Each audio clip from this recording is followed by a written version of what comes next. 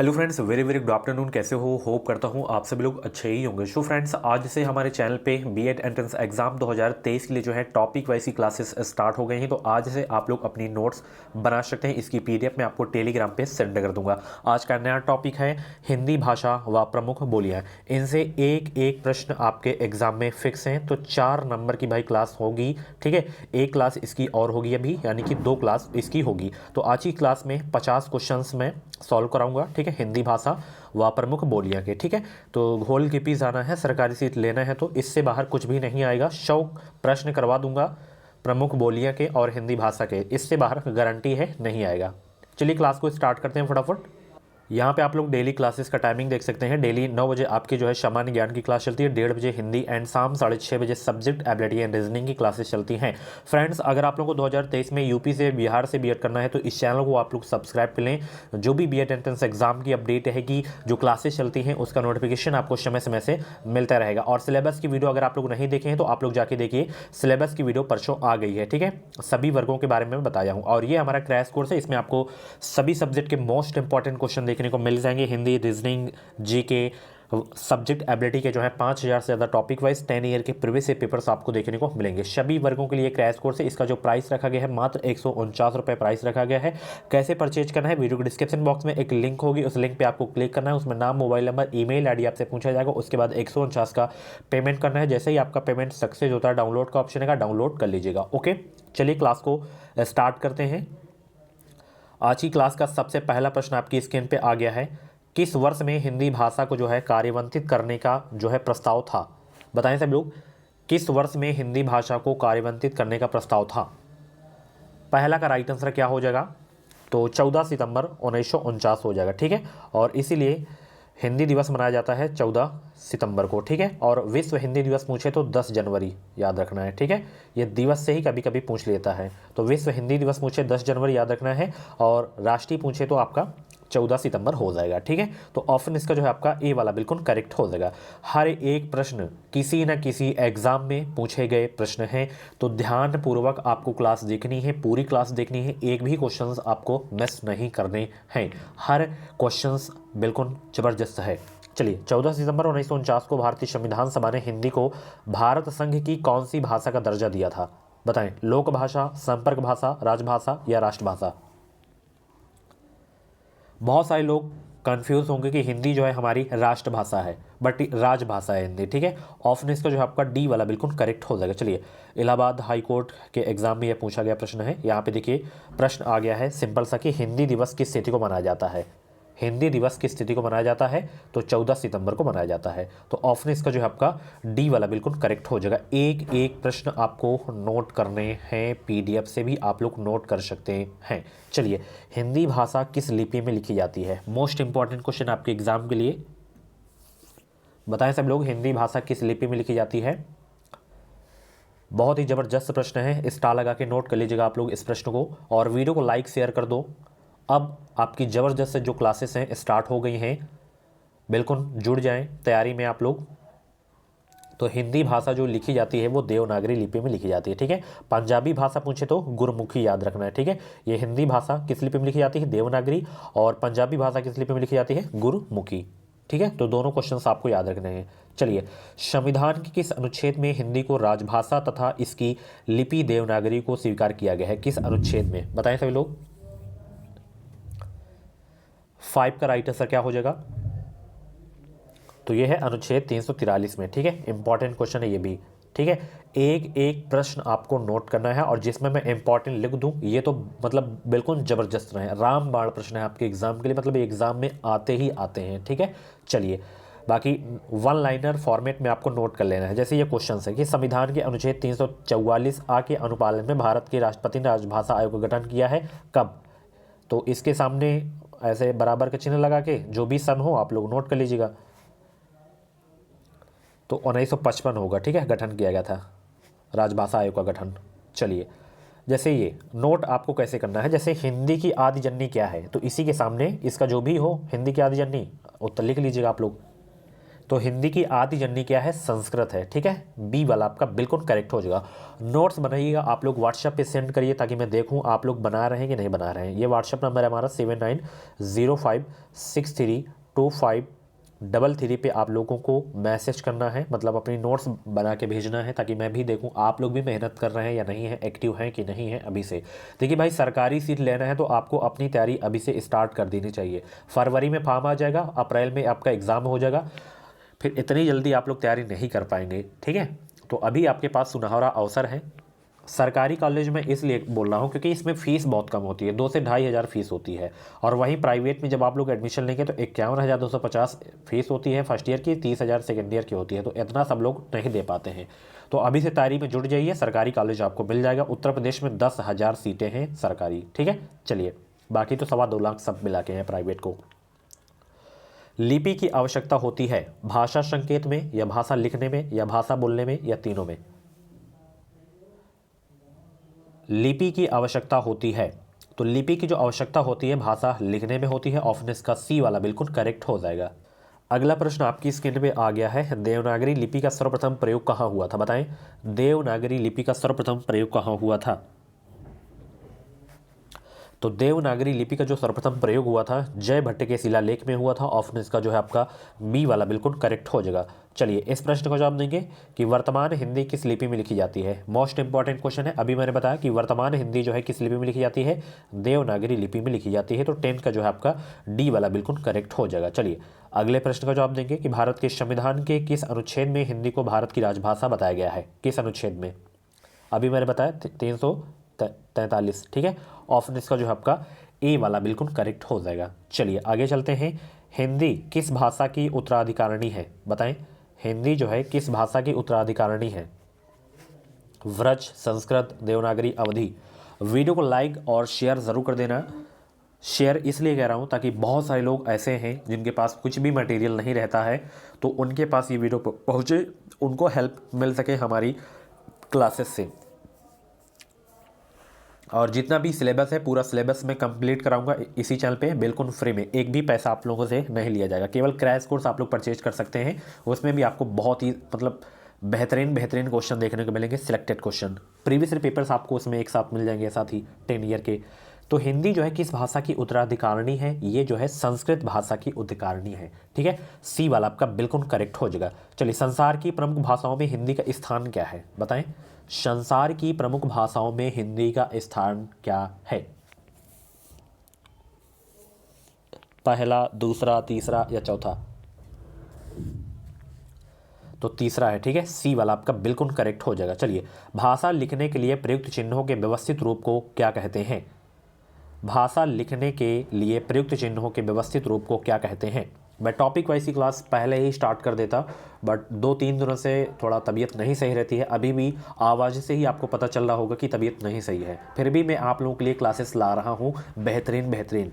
ठीक है, तो भाषा लिखने के लिए प्रयुक्त चिन्हों के व्यवस्थित रूप को क्या कहते हैं? उसे कहते हैं लिपि कहते हैं। क्या कहते हैं? लिपि कहते हैं। ऑप्शन इसका जो है आपका डी वाला बिल्कुल करेक्ट हो जाएगा। तो इतने के लिए तो आपको जो है लाइक करना ही चाहिए, मैं आप लोगों के लिए इतनी मेहनत करता हूँ। चलिए, ब्राही जो है किस लिपि की उत्पत्ति है? ब्राही बताएं सब लोग, ब्राही जो है किस लिपि की उत्पत्ति हुई है? ब्राही से किस लिपि की उत्पत्ति हुई है ये आपको बताना है। तो ब्राही से देवनागरी लिपि की उत्पत्ति हुई है। मोस्ट इंपॉर्टेंट क्वेश्चन है, मैं आपको बताया ना, जिसमें इंपॉर्टेंट लिख दूं उसमें आप लोगों को भी इंपॉर्टेंट लिख लेना है, और ये क्वेश्चन मतलब गलत ही नहीं होना चाहिए आपसे। ठीक है, तो ब्राही जो है किस लिपि, ब्राही से किस लिपि की उत्पत्ति हुई है? देवनागरी। पूछ लें एग्जाम में कि देवनागरी लिपि की उत्पत्ति कहाँ से हुई? ब्राही से हुई है। ठीक है, चलिए, हिंदी को विकास प्रदान करने वाली भाषा कौन सी है? मोस्ट इंपॉर्टेंट क्वेश्चन, हिंदी को विकास प्रदान करने वाली भाषा कौन सी है? बताएं सब लोग, हिंदी को विकास प्रदान करने वाली भाषा कौन सी है? और चैनल को सब्सक्राइब जरूर कर लें, इस चैनल से आपको निश्चित ही मदद मिलेगी, सरकारी सीट मैं दिलाऊंगा आपको। बताएं 16 का राइट आंसर क्या हो जाएगा? हिंदी को विकास प्रदान करने वाली भाषा कौन सी है? तो वो भाषा है अपभ्रंश। ठीक है, चलिए बी करेक्ट हो गया। अवधी बोली किस अपभ्रंश से विकसित हुई है? अवधी बोली जो है किस अपभ्रंश से विकसित हुई है? टॉप 50 क्वेश्चंस नोट करने हैं आपको। अवधी बोली किस अपभ्रंश से विकसित हुई है? यह भी क्वेश्चन बहुत एग्जाम में पूछा जाता है। तो अवधी बोली जो है अर्धमागधी अपभ्रंश से विकसित हुई है। ठीक है, 17 का बी वाला बिल्कुल करेक्ट हो जाएगा। चलिए, हिंदी की मूल उत्पत्ति किससे मानी गई है, बताएं सब लोग। हिंदी की मूल उत्पत्ति किससे मानी गई है? 18 का राइट आंसर बताने का प्रयास करेंगे। हिंदी की मूल उत्पत्ति किससे मानी गई है? तो ये मानी गई है सौरसेनी अभ्रंश से। मोस्ट इंपॉर्टेंट क्वेश्चन है, छपने वाला एग्जाम में प्रश्न है, तो डबल स्टार लगा के नोट कर लीजिएगा कि हिंदी की मूल उत्पत्ति जो मानी जाती है सौरसेनी अभ्रंश से मानी जाती है। ठीक है, चलिए, वाराणसी गोरखपुर आरा के मध्य कौन सी भाषा बोली जाती है? अब यहाँ पे देखिए बोली के क्वेश्चन स्टार्ट हो गए हैं, बोलियाँ के। ठीक है, तो वाराणसी हो गया, गोरखपुर हो गया, आरा के मध्य जो भाषा बोली जाती है वो बोली जाती है भोजपुरी। ठीक है, 19 का जो है आपका ए वाला बिल्कुल करेक्ट हो जाएगा। ठीक है, भोजपुरी। ये वाराणसी गोरखपुर बहुत पूछा जाता है, ध्यान रखिएगा। चलिए, ये बहुत ही ज़बरदस्त प्रश्न है आपके एग्जाम के लिए कि व्रज भाषा का केंद्रीय क्षेत्र है कहाँ? व्रज भाषा का केंद्रीय क्षेत्र है मथुरा, इलाहाबाद, वाराणसी, लखनऊ। डबल स्टार लगा के नोट करिएगा, बहुत ही ज़बरदस्त प्रश्न है आपके एग्जाम के लिए। बताएं सभी लोग, व्रज भाषा का केंद्रीय क्षेत्र है, तो व्रज भाषा का केंद्रीय क्षेत्र है मथुरा। ठीक है, ऑप्शन इसका जो है आपका ए वाला बिल्कुल करेक्ट हो जाएगा। चलिए, अगला प्रश्न आपकी स्क्रीन पे आ गया है कि बोली का क्षेत्र जब थोड़ा विकसित हो जाता है और उसमें साहित्य की रचना होने पर वह क्या बन जाती है? क्षेत्रीय रूप या उपभाषा या लिपि या व्रज भाषा? 21 का जवाब देने का प्रयास करेंगे। वीडियो को लाइक शेयर भी करते रहें सभी लोग, क्लास को देखते देखते। आप लोग लाइक नहीं किए करते हैं, चलिए लाइक करिए सभी लोग। जितने भी लोग क्लास को देख रहे हैं सभी लोग वीडियो को लाइक कर देंगे। लाइक करने से कुछ नहीं यार, मैं मोटिवेट होता हूँ, और भी अच्छी अच्छी क्लासेस आप लोगों के लिए मैं लाता रहूँगा। ठीक है, और अब जो अभी टॉपिक वाइज क्लासेस होंगी और भी ज़बरदस्त क्लासेस होंगी। अभी तो ये कुछ नहीं है एक तरफ से, बट क्वेश्चंस नोट करना है, क्वेश्चंस को हल्के में मत लीजिएगा, ये क्वेश्चंस रामबाण हैं आपके लिए। तो बोली का वह क्षेत्र जब थोड़ा विकसित हो जाता है और उसमें साहित्य की रचना होने पर वह क्या बन जाती है? उपभाषा बन जाती है। ठीक है, सी वाला आपका बिल्कुल करेक्ट हो जाएगा। बुंदेली का क्षेत्र आपको बताना है, बताएं बुंदेली का क्षेत्र कौन सा है?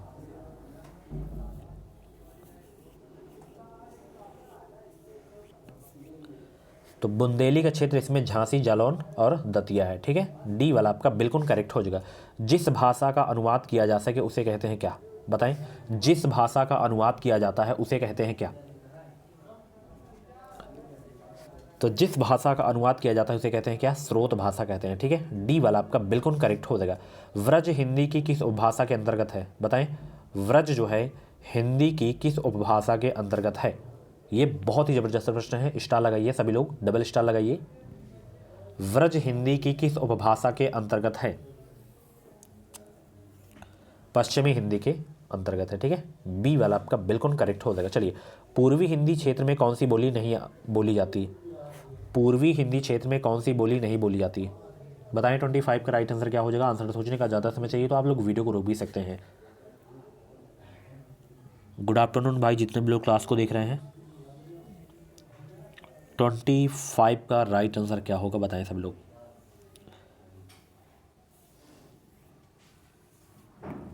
तो पूर्वी हिंदी क्षेत्र में कौन सी बोली नहीं बोली जाती है? जयपुरी नहीं बोली जाती है। ठीक है, बाकी अवधी हो गया, बघेली हो गया, छत्तीसगढ़ी हो गया, ये सब बोली जाती हैं, जयपुरी नहीं बोली जाती है। ठीक है, चलिए, निम्नलिखित में से कौन सी बोली उत्तर प्रदेश में बोली जाती है? बताएं, कौन सी बोली जो है उत्तर प्रदेश में बोली जाती है? कन्नौजी, ये बहुत पूछा जाता है। ठीक है, कन्नौजी जो है उत्तर प्रदेश में बोली जाती है। 26 का सी वाला आपका बिल्कुल करेक्ट हो जाएगा। चलिए, मथुरा और वृंदावन में प्रमुखतः कौन सी भाषा बोली जाती है? ये भी ज़बरदस्त प्रश्न है आपके एग्जाम के लिए। मथुरा और वृंदावन में प्रमुखतः कौन सी भाषा बोली जाती है? तो यहाँ पे व्रज भाषा बोली जाती है। ठीक है, डी वाला आपका बिल्कुल करेक्ट हो जाएगा। चलिए आगे चलते हैं। निम्न में से कौन सी बोली उत्तर प्रदेश की नहीं है? बताएं, कौन सी बोली उत्तर प्रदेश की नहीं है? मेवाती नहीं है। ठीक है, सी वाला आपका बिल्कुल करेक्ट हो जाएगा। इंपॉर्टेंट क्वेश्चन है आपके एग्जाम के लिए। ठीक है, चलिए, कौन सी प्राचीन भाषा नहीं है? बताएं, कौन सी प्राचीन भाषा नहीं है? कौन सी प्राचीन भाषा नहीं है? प्राकृत, पंजाबी, संस्कृत या अपभ्रंश? बताएं कौन सी प्राचीन भाषा नहीं है? तो पंजाबी जो है प्राचीन भाषा नहीं है। ऑप्शन इसका सी वाला बिल्कुल करेक्ट हो जाएगा। कौन सी बोली बिहारी की नहीं है? बताएं, कौन सी बोली बिहारी की नहीं है? कौन सी बोली बिहारी की नहीं है? तो जयपुरी नहीं है बिहारी की। ठीक है, ए वाला आपका बिल्कुल करेक्ट हो जाएगा। पंजाब में हिंदी का प्रचार किसने किया? बताएं, पंजाब में हिंदी का प्रचार किसने किया? 31 का जवाब देने का प्रयास करेंगे सब लोग। पंजाब में हिंदी का प्रचार किसने किया था? लल्लू राम लाल या राजा राम मोहन राय या सदल मिश्र या श्रद्धा लाल फुल्लौरी? तो पंजाब में हिंदी का प्रचार किए थे श्रद्धा लाल फुल्लौरी। डी वाला आपका बिल्कुल करेक्ट हो जाएगा। चलिए, निम्नलिखित में से कौन सी बोली उत्तर प्रदेश की नहीं है? इसमें बताएं कौन सी बोली उत्तर प्रदेश की नहीं है। और उपभाषा पूछे तो 5 हैं, ठीक है। बोली पूछे तो 18 है, कल मैंने बताया था। संविधान में कितनी भाषाओं का वर्णन है? 22 भाषाओं का वर्णन है, ये भी आपको याद रखना है, ठीक है। तो निम्नलिखित में से कौन सी बोली उत्तर प्रदेश की नहीं है, ये आपको बताना है। इसमें जयपुरी नहीं है, अभी मैंने आपको बता दिया था, ठीक है। चलिए, जयपुरी का स्थानीय नाम बताएं। जयपुरी का स्थानीय नाम बताएं। 33 का राइट आंसर क्या हो जाएगा? जयपुरी का स्थानीय नाम है, तो जयपुरी का स्थानीय नाम है ढूढ़ाड़ी, ठीक है। ऑप्शन इसका डी वाला बिल्कुल करेक्ट हो जाएगा। उत्तर प्रदेश में कौन सी भाषा नहीं बोली जाती है? अवधी बोली जाती है, कन्नौजी बोली जाती है, व्रज भाषा बोली जाती है, पहाड़ी नहीं बोली जाती। पहाड़ी भाषा उत्तर प्रदेश में नहीं बोली जाती, बाकी ये तीनों भाषाएं बोली जाती हैं उत्तर प्रदेश में, ठीक है। चलिए आगे चलते हैं। आधुनिक भारतीय आर्य भाषाओं का विकास किससे हुआ है? बताएं सब लोग, आधुनिक भारतीय आर्य भाषाओं का विकास किससे हुआ है? 35 का जो भी राइट आंसर हो कमेंट बॉक्स में अपना राइट आंसर बताएंगे सभी लोग। तो आधुनिक भारतीय आर्य भाषाओं का विकास किससे हुआ है? अपभ्रंश से हुआ है, ठीक है। डी वाला आपका बिल्कुल करेक्ट हो जाएगा। चलिए, आधुनिक भारतीय आर्य भाषा का काल कब से कब तक का है? और भी बीएड की जो है वीडियोस अगर आप लोगों को देखनी है तो आप लोग प्ले लिस्ट में जाके देख सकते हैं। यूपी बीएड एंट्रेंस एग्जाम 2023 के नाम से एक प्ले लिस्ट आपको दिख जाएगी। अब मैं अलग अलग सब्जेक्ट की जो है प्ले लिस्ट कर दूंगा, ठीक है। जैसे हिंदी की टॉपिक वाइज क्लास स्टार्ट हो गई है तो हिंदी की आपको अलग प्ले लिस्ट दिखेगी, जीके की अलग, रीजनिंग की अलग, हर सब्जेक्ट की अलग अलग प्ले लिस्ट आपको दिखेगी। तो आधुनिक भारतीय आर्य भाषा का काल कब से कब तक माना जाता है? ये माना जाता है 1000 ईस्वी से अब तक, ठीक है। सी वाला आपका बिल्कुल करेक्ट हो जाएगा। चलिए, लौकिक संस्कृत और अपभ्रंश हिंदी भाषा का उचित विकास क्रम है। रिक्त स्थानों के लिए उचित विकल्प कौन सा है, ये आपको बताना है। यहाँ पे बताइए क्या आएगा। 37 का बताएं राइट आंसर क्या हो जाएगा?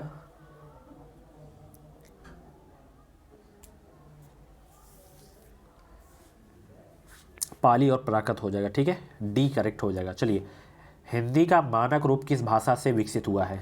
बताएं सब लोग, हिंदी का मानक रूप जो है किस भाषा से विकसित हुआ है? हिंदी का मानक रूप किस भाषा से विकसित हुआ है? खड़ी बोली से विकसित हुआ है। जबरदस्त प्रश्न था आपके एग्जाम के लिए, स्टार लगा के नोट कर लीजिएगा, आपके एग्जाम में फंसने वाला प्रश्न है। चलिए, मथुरा, आगरा, धौलपुर, ग्वालियर आदि क्षेत्र में निम्नलिखित में से कौन सी बोली बोली जाती है? अभी मैंने आपको बताया था कौन सी बोली बोली जाती है? व्रज भाषा, ठीक है। व्रज भाषा का केंद्र कहाँ पे है? मथुरा। चलिए, निम्नलिखित में से कौन जो है प्राचीन भारतीय आर्य भाषा है, आपको बताना है। प्राचीन भारतीय आर्य भाषा कौन सी है, आपको बताना है। वैदिक संस्कृत है, ठीक है। चलिए, दिए गए विकल्पों में से द्रविड़ परिवार की भाषा कौन सी है? द्रविड़ परिवार की भाषा बताना है आपको। इसमें कन्नड़ है, ठीक है। सी करेक्ट हो जाएगा। हाड़ौती बोली कहाँ बोली जाती है? ये भी जबरदस्त प्रश्न है, इंपॉर्टेंट क्वेश्चन है आपके एग्जाम के लिए, तो नोट जरूर से जरूर कर लीजिएगा। हाड़ौती बोली कहाँ बोली जाती है? राजस्थान में बोली जाती है, ठीक है। इंपॉर्टेंट क्वेश्चन, ऑप्शन इसका डी वाला बिल्कुल करेक्ट हो जाएगा। अगले प्रश्न की ओर चलते हैं। राघड़ी बोली कहाँ बोली जाती है? बताएं, राघड़ी बोली कहाँ बोली जाती है?